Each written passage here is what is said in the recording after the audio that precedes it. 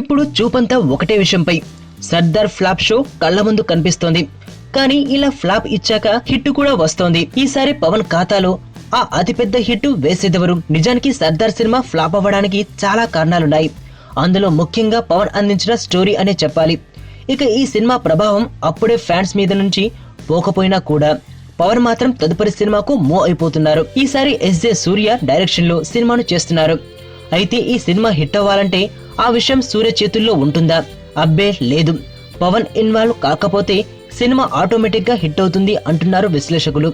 మరి పవన్ కు హిట్ రావాలంటే అందుకు పవనే సహకరించుకోవాలి. ఇప్పటికే స్క్రిప్ట్ మొత్తం రెడీ అయిపోయిన దృశ్య ఈ సినిమాను మే మొదటి వారం నుంచి రెగ్యులర్ షూటింగ్ లోకి తీసుకెళ్తున్నాడు పవన్ కళ్యాణ్. ఇంత ఫాస్ట్ గా చేస్తున్నాడంటే ఖచ్చితంగా ఈ సినిమాలో పవన్ వేలు పెట్టట్లేదని అందరూ నమ్ముతున్నారు కూడా. చూద్దాం రిజల్ట్ ఎలా ఉండబోతోందో. ఎదుటోడితో పెట్టుకోవాలంటే ఉండాల్సింది బ్రాండ్ కాదు, ఇక్కడ దమ్ము. టన్నులు టన్నులు ఉంది. ఇంకా చూస్తావా?